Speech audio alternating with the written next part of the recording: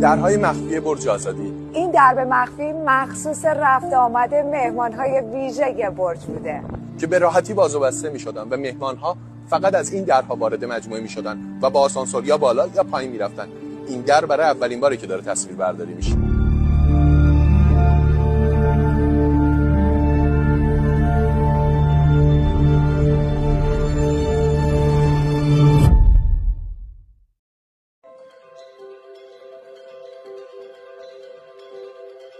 طرحی که بعد به ورود شمالی به جنوب مجموعه برج آزادی می‌بینید برگرفته از معماری مسجد وکیل شهر شیراز و الهام گرفته از رسمی سازی‌های مسجد وکیل شهر شیرازه. با این طرح بازدید کننده وقتی اینجا قرار میگیره به این زیبایی مسجد وکیل رو میتونه تو برج آزادی ببینه.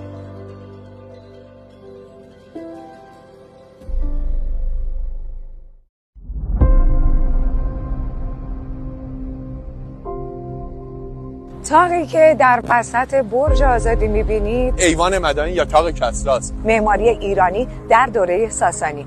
ولی بالاتر از اون پنجره‌های لوزی شکلی به شکل مقرنس‌کاری‌ها داریم و قوس جناغدار معماری ایرانی در دوره اسلامی هستش.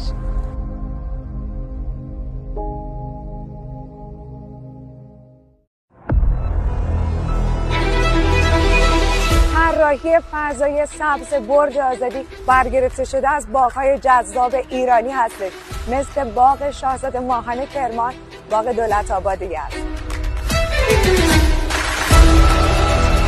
شکل چمن‌های مجموعه برج آزادی به شکل لانه زنبوری و یا شیسلی هستش، طرحی که برگرفته شده از طراحی زیبا و بی‌نظیر سقف مسجد شیخ لطف‌الله اصفهانی.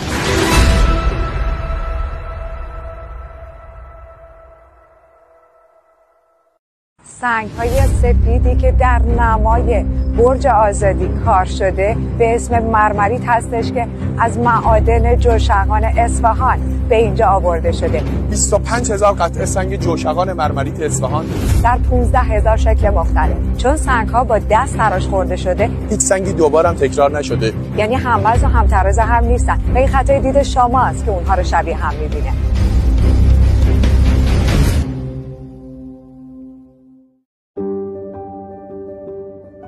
یک نمونه از درهای بی‌نظیر برج آزادی رو می‌بینید. این در بتون حدود 4 تن وزنشه و به راحتی با دست جابجا میشه. ولی درهای مجموعه برج آزادی هر کدوم سنگ‌های یک تیکه گرانیت استان همدان که 3.5 تن وزن دارن و فقط توسط یک اهرم که توی کف به کار برده میشه به راحتی باز و بسته میشه.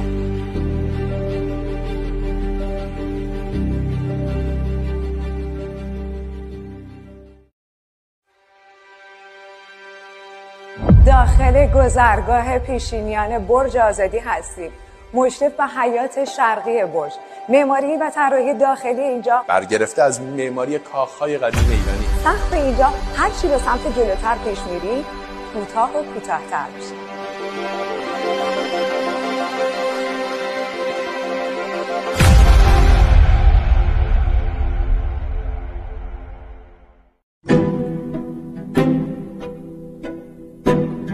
بزرگترین سنگفرش خاورمیانه و ایران رو اینجا کف موزه برج آزادی ملاحظه می‌کنید.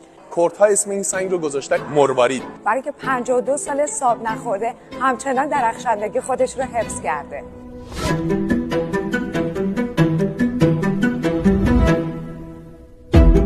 ما الان زیر 4 تا پایه برج آزادی هستیم ولی اینجا هیچ ستونی نمی‌بینید. برای اینکه از معماری دوره ساسانی اینجا استفاده شده. تمام وزن سقف‌ها رو دیوارهای حمال یا حمل کننده دارن تحمل می‌کنن.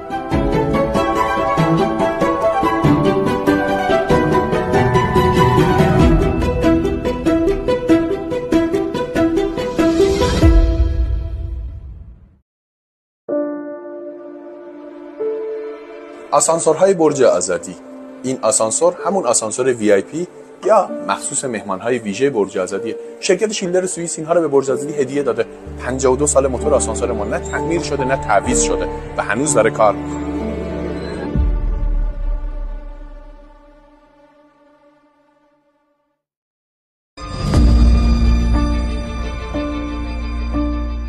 3 طرح راپله اینجا در برج آزادی وجود داره.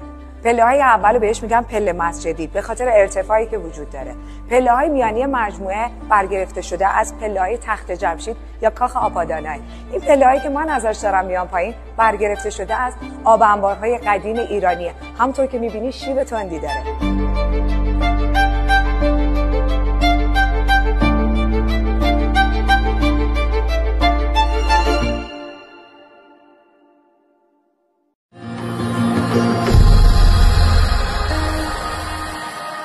توی برج آزادی 3 تا پنجره وجود داره که قرینه سازی نیست و معماری ایرانی رو میبره زیر سوال، ولی اگه جلوی پنجره ها وایستن و بخوام بیرون نگاه کنن باید سرشون رو خم کنن. دلیل اصلیش اینه که این پنجره ها رو به دماوند مادر ایرانه و دارن شما رو مجبور میکنن جلوی دماوند سرتون رو خم کنید و بهش ادای احترام کنید.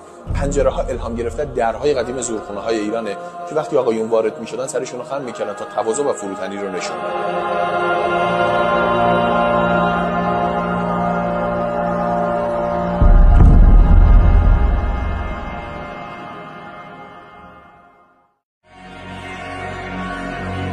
طبقه دوم برج آزادی هستیم. اینجا در دو طرف سالن پنجره‌هایی رو می‌بینید که برگرفته شده از لانه کبوتری‌های استان اصفهانه. 52 سال پیش لامپ‌ها و این پروژکتورها رو روشن می‌کردن، نور این پنجره‌ها سوسو می‌کرده به بیرون و شب‌ها می‌شدن ستاره‌های داخل آسمان، چون دقیقاً ما بالا سر طاق برج آزادی هستیم.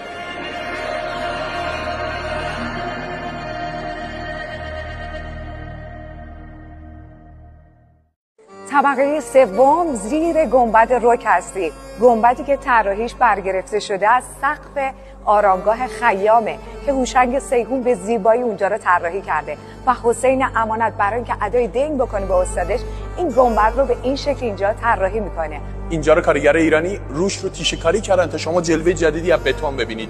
بالا سر ما ستاره روشندانی داریم در اصطلاح معماری به شکل شمسه که نور اینجا رو تامین میکنه.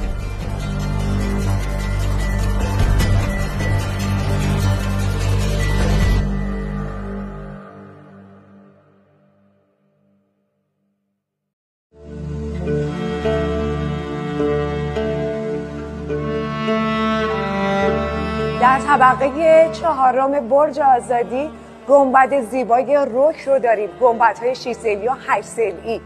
2 تا کار خیلی مهم این گنبد برای برج آزادی انجام میده. در فصل بارندگی آب بارون رو هدایت میکنه با کفشوری که داره به قسمت‌های باید تا به سازه آسیب نرسه و نور طبقه دوم و سوم رو تامین میکنه. تو همین طبقه پنجره‌هایی داریم به شکل 6 ضلعی که برگرفته شده از معماری قلعه‌های دوره سلجوقیه و همینطور در 4 طرف برج شیارهایی رو می‌بینید که نماد بادگیرهای استان‌های گرمسیریه.